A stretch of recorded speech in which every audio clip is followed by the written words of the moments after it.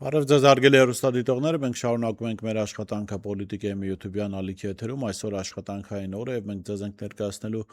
օրվա մամուլի կարևորագույն հրապարակումներ եւ այսպես հրապարակ օրաթերթը գրում է. Երկիչ Հայկ Ստվերը, որը 2018-ին կատարում էր հեղափոխության խորհրդանիշ դարձած «Իմ քայլը» երգը, չի կարողանում աշխատանք գտնել։ Հեղափոխությունից հետո ինձ համար աշխատանք գտնելը մեծ խնդիր է դարձել, որտեղ գնում եմ, որ աշխատանքի ընդունվեմ, մերժում են, քանի որ այդ ակումբների մեծ մասը քաղաքական որևէ ուժի ներկայացուցիչներից մեկին է պատկանում։ Հարցին այդ հարցով չի փորձել Նիկոլ Փաշինյանին դիմել, նա պատասխանեց. «Մի անգամ ասել եմ նենց թեթև, բայց էնպես չեմ ասել, որ օգնության կարիք ունեմ, ուղղակի ասել եմ, որ աշխատանք չեմ գտնում, ես ինձ անհարմար կզգայի, որ աշխատանք գտնելու հարցում օգնություն խնդրեի»։ Անդրադառնալով Վարչաբենդ խմբին, որտեղ ինքը որպես հրավիրված անդամ մեկ երգ է երգում, նշեց, որ խումբն այս շրջանում պասիվ է, որքան ժամանակ է խմբից տեղեկություն չունեմ, ընտրություններից հետո ոչ մի անգամ չենք հավաքվել, փորձեր չենք անում, երևի Վարչաֆեստ 2026-ին էլ չենք մասնակցի, այլապես այս փուլում ակտիվ փորձեր կանենք։ Նշենք, որ Հայկ Ստվերը բարձր տեխնոլոգիական արդյունաբերության արդեն նախկին նախարար Մխիթար Հայրապետյանի եղբայրն է։ Ժողովուրդ օրաթերթը գրում է. Ծաղկաձորում եւ Հայաստանի տարբեր բնակավայրերում Գագիկ Ծառուկյանին առնչվող քրեական վարույթի շրջանակում գործող օբյեկտներ են կապարակնքվել։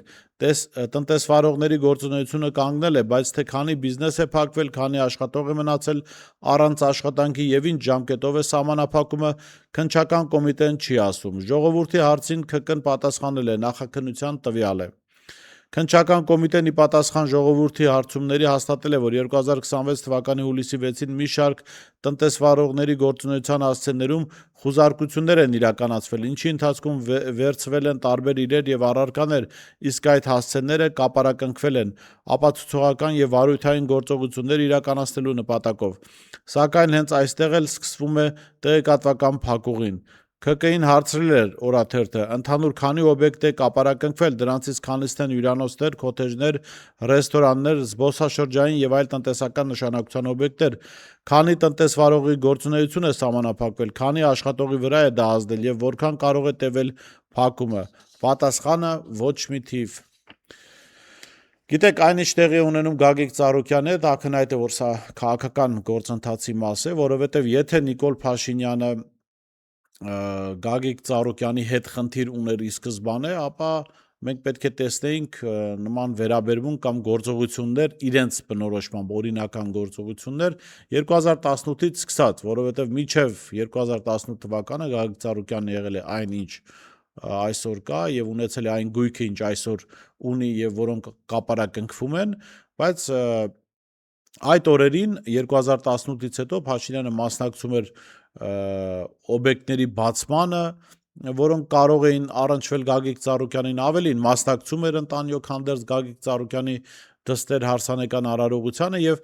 որևէ խնդիր չկար։ Խնդիրներն առաջացան այն ժամանակ, երբ Գագիկ Ծառուկյանը քաղաքական իմաստով վտանգավոր գիծ անցավ կամ Փաշինյանի համար անթույլատրելի գործողություններ արեց եւ պարզվեց, որ այդ բոլոր բիզնեսների հետ կապված խնդիր կա։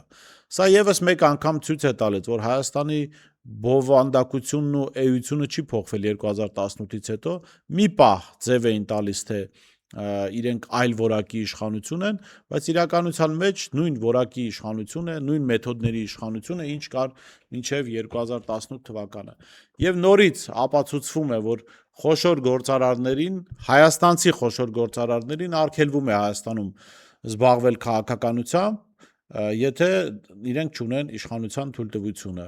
Սա սպանում է քաղաքականությունը, որովհետև քաղաքական թիմերը, չգիտեմ, քաղաքական մտքի կենտրոնները ֆինանսական աջակցության կարիք ունեն մշտապես, եթե գործարարները այդտեղ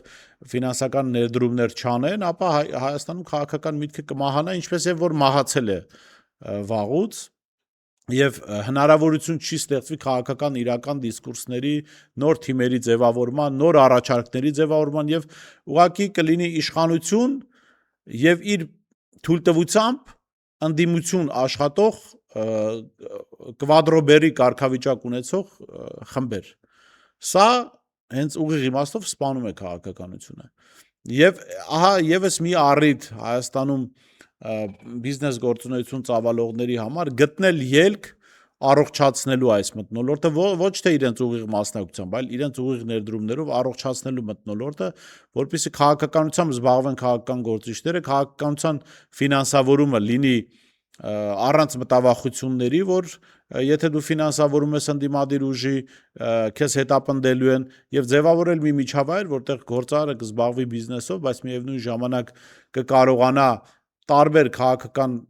խմբեր ֆինանսավորելով, նաեւ այո իր բիզնես գործունեությանը առնչվող պրոյեկտներ լոբինգ անել, ինչպես որ ամբողջ աշխարհում դա արվում է։ Հակառակ պարագայում, ինչպես արդեն ասեցի, քաղաքական դաշտը մահանալու է, ինչպես որ մահացել է Հայաստանում։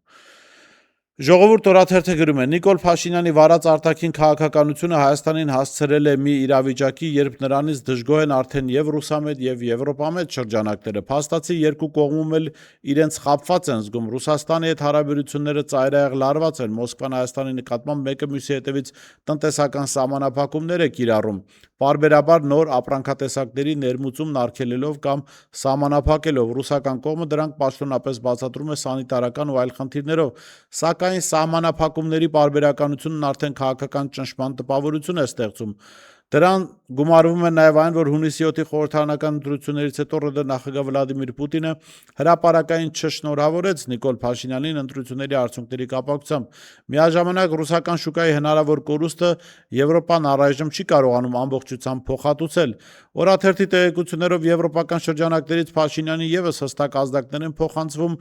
Դուք եք ընտրել եվրոպական ճանապարհը, հետևաբար պետք է պատրաստ լինեք նաև այդ ընտրության գնին, զրկանքներին, տնտեսական դժվարություններին եւ զոհողություններին։ Եվրոպական կողմը փորձում է իրավիճակը մեղմել ֆինանսական հատկացումներով, օգնության ծրագրերով, դրամաշնորհներով եւ վարկերով, սակայն դրանք չեն կարող ամբողջությամբ լրացնել Ռուսաստանի հետ տնտեսական հարաբերությունների վատթարացման հետևանքով առաջացող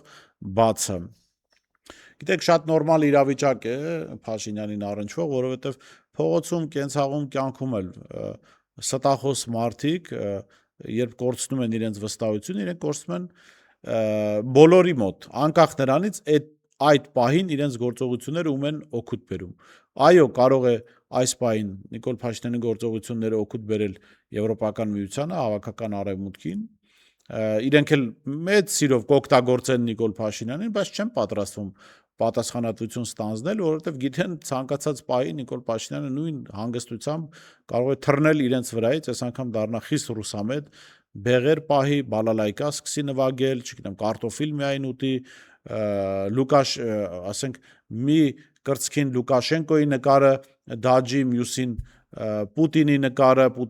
վստահաբար ավելի մեծ եւ դառնա, ասենք, քյարթու ռուսամետ, ասենք Բաբուխանյանի հացն էլ ձեռքից կտրի։ Գիտեն, եվրոպացիներն էլ դա գիտեն, առանց իզմերի մարդ է, հետեւաբար օգտագործում են այնքան, ինչքան իրենց պետք է, հետո կասեն «Davai, до свидания»։ Ժողովուրդ օրաթերթը գրում է. Օրաթերթի կառավարական աղբյուրների փոխանցմամբ նոր կառավարության ձևավորման գործընթացում անորոշ է անվտանգության խորհրդի քարտուղար Արմեն Գրիգորյանի հետագա պաշտոնավարման հարցը։ Մեր տեղեկություններով վարչապետի պաշտոնը զբաղեցնող Նիկոլ Փաշինյանը գուցե չվերանշանակի Գրիգորյանին անվտանգության խորհրդի քարտուղարի պաշտոնում։ Այս պահին վերջնական որոշման մասին չի հայտարարվել, սակայն կան տեղեկություններ, որ Արմեն Գրիգորյանի աթոռը երերում է։ Հիշեցնենք, Արմեն Գրիգորյանը 2018 թվականից ղեկավարում է անվտանգության խորհուրդը, քաղաքացիական պայմանագիր կուսակցության անդամ է։ Ժողովուրդ օրաթերթը տեղեկությունը ճշտելու նպատակով կապ հաստատեց անվտանգության խորհրդի քարտուղարի մամուլի գծով պատասխանատու Տաթև Անտոնյանի հետ, որը հայտնեց, որ Արմեն Գրիգորյանի չվերանշանակելու վերաբերյալ տեղեկություններ չունի։ Արմեն Գրիգորյանի վերաբերյալ այս տեղեկատվությունը իրապես հետաքրքրական է, եթե այն հաստատվի, ապա կհաստատվի նաև մեր այն վերլուծությունը, որ Փաշինյանը փորձում է իր իշխանության երկարաձգման նպատակը սպասարկելու համար արևմուտքի կողմից դրված ականներից իր շուրջ բոլորը մի փոքր թեթևացնել, ականազերծել որոշակի առումով, սրանով էր ըստ էության պայմանավորված Ալեն Սիմոնյանին խորհրդարանի նախագահի ղեկավարի պաշտոնից հեռացնել է, Արայիկ Հարությունյանին իր աշխատակազմի ղեկավարի պաշտոնից հեռացնել է, սրանք բոլորը արևմտյան գործիչներ են, արևմուտքի դրոշակակիրներն էին, եւ Արմեն Գրիգորյանը այդ դրոշակակիրների շարքում վստահաբար էլիտար դրոշակակիր էր եւ եթե Արմեն Գրիգորյանն էլ այո չի վերանշանակում, ապա այդ մեր մոտեցումը, մեր վերլուծությունը կհաստատվի, թեպետ կարող է հիմա նման միտք լինել, նպատակ ունենալ, բայց որոշակի ճնշումների պարագայում կարող է Փաշինյանը հետ կանգնել իր այս որոշումից։ Ժողովուրդ օրաթերթը գրում է. երեք ազգային ժողովում ժողովուրդ օրաթերթը ուշագրավ հանդիպում արձանագրեց։ Խորհրդարանի նախագահն ու ԱԺ-ում ներկայացված 3 խմբակցությունների ղեկավարները միասին զրուցում էին Կարմիր ֆոյեում։ Օրաթերթը խորհրդարանի ամենամեծ քաղաքացիական պայմանագիր խմբակցության ղեկավար Արուսյակ Մանավազյանից հետաքրքրվեց, թե ինչ հարց էին քննարկել նման կազմով։ Մանավազյանը մեծաձրույցում ասաց, որ առանձնատու կամ փակ քննարկում չի եղել։ Ըստ նրա զրույցի թեման Հայաստան խմբակցության ղեկավար Աննա Գրիգորյանի ԱԺ դահլիճում արված առաջարկն էր հնարավորինս արագ ավարտել ԱԺ մշտական հանձնաժողովների նախագահների ընտրության գործընթացը։ Բանն այն է, որ խորհրդարանն ունի 12 մշտական հանձնաժողով եւ եթե յուրաքանչյուր հանձնաժողովի նախագահի թեկնածության քննարկումն ու քվեարկությունը կազմակերպվեն ներկայիս տեմպով, գործընթացը կարող է բավական երկար տևել եւ մինչ սեպտեմբեր դժվար թե ավարտվի։ Մենք համաձայն ենք, որ գործընթացը պետք է արագ ավարտել, սակայն ես պնդեցի, որ 12 հանձնաժողովների նախագահների թեկնածությունների քննարկումներն ավարտենք եւ բոլորի քվեարկությունն անցկացնենք նույն օրը, որպեսզի խորհրդարանն ամբողջությամբ ձևավորված լինի եւ պատրաստվենք կառավարության ծրագրի ներկայացմանը։ Ժողովուրդ օրաթերթին փոխանցեց Արուսյակ Մանավազյան։ Ճիշտ ասած, ես ծանոթ չեմ, որ Աննա Գրիգորյանը նման առաջարկ է արել, թեպետ լսեցինք խորհրդարանի ղեկավարի պաշտոնը զբաղեցնողի առաջարկը, որին համաձայնեցին ընդդիմադիրները, որ կարճ կապենք գնանք։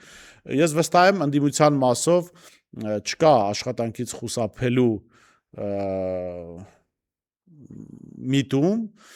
ամենայն հավանականությամբ այս օգոստոսի շոկ եղանակներին պայքարի խրամատը երևի թե պետք կլինի տեղափոխել մի քիչ ավելի հով տեղեր, ի վերջո դժոխային շոկ է Երևանում, ես ամեն դեպքում այո վստահ եմ, որ ընդդիմությունը ցանկացած պարագայում օդում, ջրում եւ ցամաքում միանշանակ շարունակում է մնալ պայքարի մեջ։ Դե հոգնել են ի վերջո մարդիկ այդ ամբողջ խորհրդարանի կազմը, պատկերացրեք ընդամենը 1-1.5 միլիոն աշխատավարձով ինչքան արդեն 2 շաբաթ է աշխատում են։ Դժվար աշխատանք է։ Ժողովուրդը սա պիտի հասկանա, հատկապես օրինակ 40-50 հազար դրամով ուսուցիչ աշխատողները պիտի հասկանան, որ այս դժվար աշխատանքը հեշտ չի տանել, արագ պետք է ավարտել։ Սա հումոր։ Իսկ եթե լուրջ, ես կարծում եմ խորհրդարանական ընդդիմությունը պետք է ուղղակի չհամաձայներ իշխող թիմի առաջարկին, իշխող թիմը պարզ է, իշխանությունը ձևավորել է, ուզում է արագ հարցերը շփթփանել, գնալ հանգստանալու, վաստակած հանգստին, իսկ ընդդիմությունը պետքա չմտնի այդ օրակարգի մեջ, որտեղ ամենափոքր հարցերով երբ դու մտնում ես իշխանության օրակարգի մեջ, իշխանության տրամաբանության մեջ, հետո պարզվում է վերջում պարզվելու է, որ ձեր ու իշխանության միջև այդքան էլ տարբերություն չկա, բացի նրանից, որ ընտրություններից ընտրություն իրար հայում եք։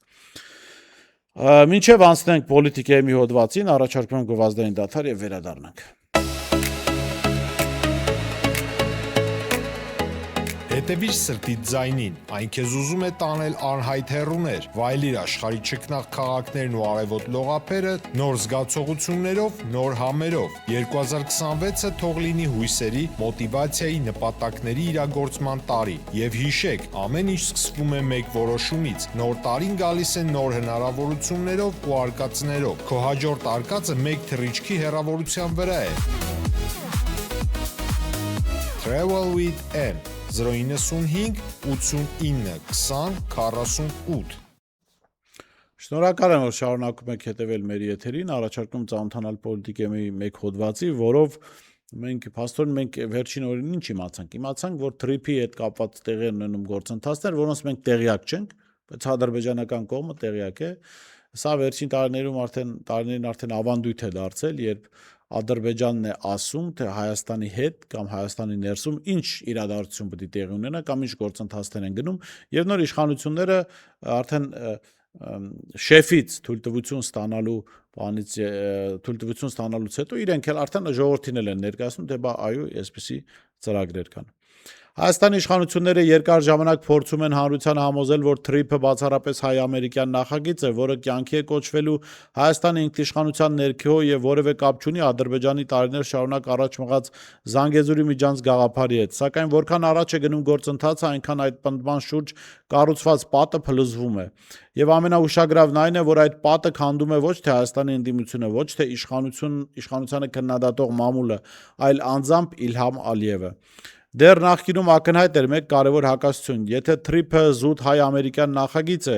ապա ինչու է Միացյալ Նահանգների ներկայացուցիչները դրա իրականացումը պարբերաբար քննարկում Ադրբեջանի հետ եւ ինչու է Բաքուն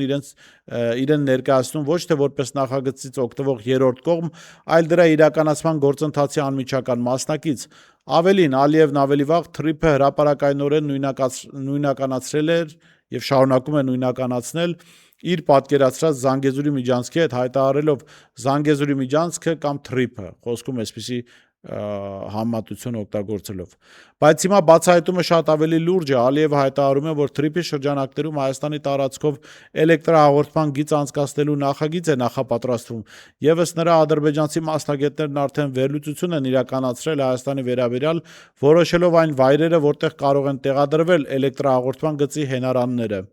Եթե այս հայտարարությունը ճշգրիտ է փոխանցում կատարված աշխատանքների բնույթը, ապա առաջանում է չափազանց պարզ հարց. ինչպես են ադրբեջանցի մասնագետները հասել այդպիսի մանրամասնության, որ Հայաստանի տարածքում արդեն որոշում են ապագա ենթակառուցվածքի հնարավոր տեղակայման կետերը։ Սա այլևս պարզապես քաղաքական խորհրդակցություն չէ, սա առնվազն տեխնիկական պլանավորման մասին հայտարարություն է։ Եվ այստեղ Փաշինյանի իշխանությունը պարտավոր է պատասխանել ոչ թե հերթական ընդհանուր ձևակերպումներով, այլ կոնկրետ փաստերով, ով է ադրբեջանական կողմին տրամադրել Հայաստանի տարածքին վերաբերվող անհրաժեշտ տեխնիկական տվյալները, կամ գուցե ադրբեջանցիներն իրենք են եկել ու այստեղ չափումներ արել։ Ինչ տվյալներ են փոխանցվել, որ պետական մարմինն է տեղյակ եղել այդ աշխատանքներից, եղել են արդյոք ադրբեջանցի մասնագետների եւ հայկական կառույցների շփումներ, եւ վերջապես Հայաստանի տարածքում նախատեսվող ենթակառուցվածքի վերաբերյալ ինչպես է Բաքուն արդեն խոսում այս աստիճանի որոշակիությամբ։ Հատկանշական է, որ Ադրբեջանի նախագահի պաշտոնական կայքում դեռ ավելի վաղ հրապարակված նյութում թրիփը ներկայացվել էր ոչ միայն որպես տրանսպորտային երթուղի, Բաքուն պաշտոնապես խոսում է նաև ապագայում այդ ճանապարհով էլեկտրաէներգիայի տարհանման եւ օպտիկամանրաթելային կապի անցկացման հնարավորության մասին։ Իսկ ամիսներ անց Ալիևն արդեն հայտարարում է, որ Ադրբեջանն աշխատում է նոր էլեկտրահաղորդման գծերի վրա, այդ թվում թրիփի միջոցով, այսինքն խոսքը մեկ պատահական արտահայտության մասին չէ, այլ ծրագրի մասին։ Բաքվի հրապարակային խոսույթում թրիփը վաղուց ավելի լայն ենթակառուցվածքային ծրագիր է։ Սակայն ամենավտանգավոր հատվածը գուցե նույնիսկ էլեկտրահաղորդման գիծը չէ։ Ալիևը թեման կապում է Մեծամորի ատոմակայանի հնարավոր փակման հետ եւ հայտարարում, որ այդ դեպքում Հայաստանը կարող է էներգետիկ խնդիրների բախվել, իսկ լրացուցիչ էներգետիկ աղբյուրը օգտակար կլինի Հայաստանին։ Այստեղ արդեն խոսքը միայն ճանապարհի մասին չէ։ Բաքուն Հայաստանի ապագա էներգետիկ համակարգում իրեն տեսնում է որպես հնարավոր մատակարար եւ թրիփը դիտարկում է նաեւ որպես այդ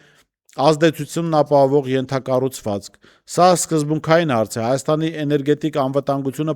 պետական ինքնիշխանության կարևորագույն բաղադրիչներից է։ Եթե վաղը հայկական ատոմակայանի էլեկտրաէներգիայի կրճատմանը զուգահեռ մեծանում է Ադրբեջանի տարածքից կամ ադրբեջանական համակարգից եկող էլեկտրաէներգիայի նշանակությունը, ապա տնտեսական փոխկապակցվածությունը կարող է վերածվել նաև քաղաքական լծակի։ Կարող է չէ, հաստատ կվերածվի։ Հետևաբար իշխանությունը պարտավոր է բացատրել, արդյոք նման սցենար քննարկվում է եւ եթե այո, ինչ երաշխիքներ կան Հայաստանի էներգետիկ անկախության պահպանման համար։